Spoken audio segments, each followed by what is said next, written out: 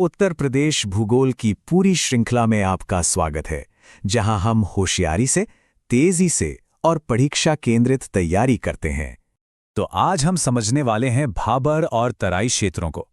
अब देखिए ये टॉपिक इतना जरूरी क्यों है, क्योंकि चाहे प्रीलिम्स हो या मेंस, इन दोनों के बीच के अंतर पर सवाल बार बार बनते हैं। तो इस टॉपिक पर मजबूत पकड़ बनाने के लिए आइए इन सभी पॉइंट्स को एक एक करके देखते हैं। अच्छा, अब भाबर और तराई में सीधे उतरने से पहले ये समझना बहुत जरूरी है कि आखिर ये उत्तर प्रदेश के पूरे ज्योग्राफिकल मैप में फिट कहाँ होते हैं। मतलब एक बड़ा कॉन्टेक्स्ट समझना जरूरी है ताकि पूरी पिक्चर क्लियर हो जाए। तो देखिए, उत्तर प्रदेश को हम मोटे तौर पर 3 बड़े भौगोलिक हिस्सों में बांट सकते हैं। आज हमारा पूरा फोकस रहेगा सबसे ऊपर वाले यानी उत्तरी बेल्ट पर, भाबर और तराई। ये जो इलाका है ये ठीक हिमालय के शिवालिक की तलहटी से शुरू होता है और इसकी पूरी कहानी जुड़ी है उन नदियों से जो पहाड़ों से उतरकर यहाँ आती हैं। यही वो सीक्वेंशियल डिपोजिशन का प्रोसेस है जो इन दोनों क्षेत्रों के बीच का जो फर्क है ना, उसको समझने की चाबी है। सोचिए, कहानी शुरू होती है पहाड़ों से, तेजी से भागती हुई नदियों से।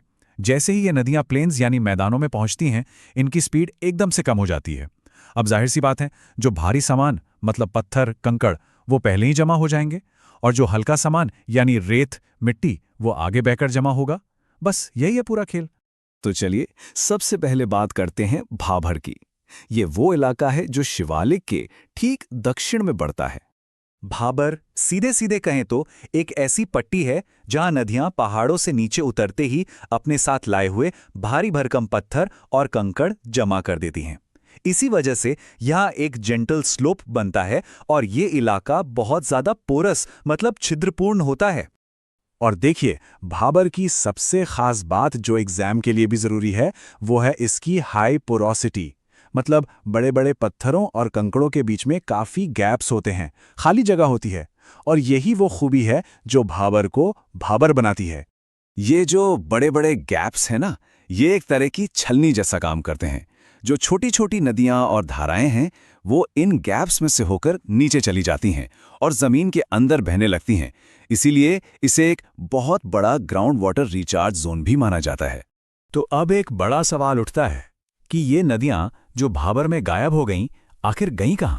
अच्छा, इसका जवाब हमें मिलेगा जब हम थोड़ा और दक्षिण की ओर चलेंगे, तराई क्षेत्र में। और जैसे ही हम तराई में पहुंचते हैं, नज़ारा एकदम पलट जाता है।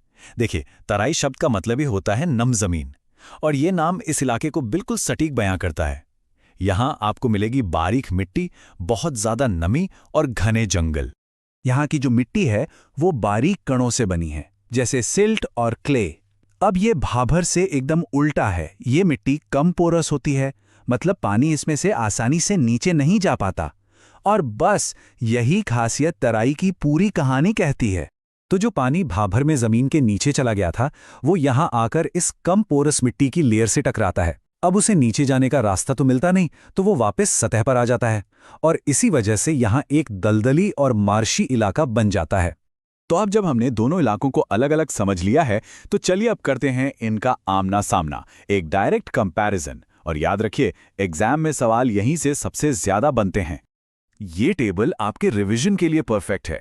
इसमें लोकेशन, चौड़ाई, मिट्टी की बनावट से लेकर खेती तक हर एक पॉइंट पर दोनों के बीच का फर्क साफ साफ दिया गया है। इन पॉइंट्स को दिमाग में बिठा लीजिए क्योंकि सवाल यहीं से सीधे सीधे आते हैं। चलिए अब जरा खेतीबाड़ी के नजरिए से देखते हैं, क्योंकि इन दोनों जगहों के भूगोल में जो अंतर है उसका सबसे बड़ा असर इनकी एग्रीकल्चर पर ही पड़ता है। सोचिए, एक जमाना था जब तराई का ये पूरा इलाका दलदली और जंगली हुआ करता था, खेती के लायक बिल्कुल नहीं। लेकिन फिर ड्रेनेज सिस्टम्स बनाकर और जमीन को सुधार कर इसे उत्तर प्रदेश के सबसे ज्यादा उपजाऊ एग्रीकल्चरल बेल्ट्स में से एक बना दिया गया है। तो हमने काफी कुछ समझ लिया है। अब वक्त है सब कुछ समेटने का, एक क्विक रिवीजन करने का, ताकि ये सारे पॉइंट्स एग्जाम के लिए पक्के हो जाएं। एग्जाम में अच्छा स्कोर करना है तो ये समझना पड़ेगा कि सवाल पूछे कैसे जाते हैं, पैटर्न क्या है।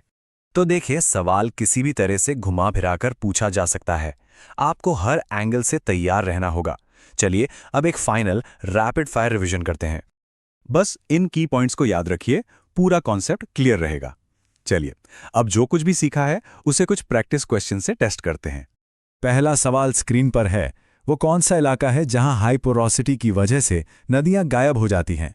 ऑप्शंस देखिए और सोचिए। जी हाँ, इसका सही जवाब है डी, भाभर। याद है ना, कंकड़ पत्थर वाली पोरस जमीन जहां नदियां नीचे चली जाती हैं। अगला सवाल देखते हैं। तराई का इलाका खेती के लिए बहुत अच्छा माना जाता है, तो वहां की सबसे मुख्य कैश क्रॉप कौन सी है? तराई की मिट्टी और पानी के बारे में सोचिए। और इसका सही जवाब है सी, गन्ना। तराई की उपजाऊ नमी वाली मिट्टी और वहां मौजूद भरपूर पानी गन्ने और चावल जैसी फसलों के लिए एकदम आदर्श माहौल बनाते हैं। तो ये था हमारी complete Uttar Pradesh geography series का एक और जरूरी हिस्सा। अपनी तैयारी को स्टेप बाय स्टेप पूरा करने के लिए प्लेलिस्ट में अगला पार्ट जरूर देखें। और हां, अगर आप यूपीएससी, यूपीपीएससी, नाबार्ड या एफसीआई क्रैक करने को लेकर वाकई सीरियस हैं, तो चैनल को अभी सब्सक्राइब करें और इस पूरी ज्योग्राफी प्लेलिस्ट को बिना स्किप किए खत्म करें।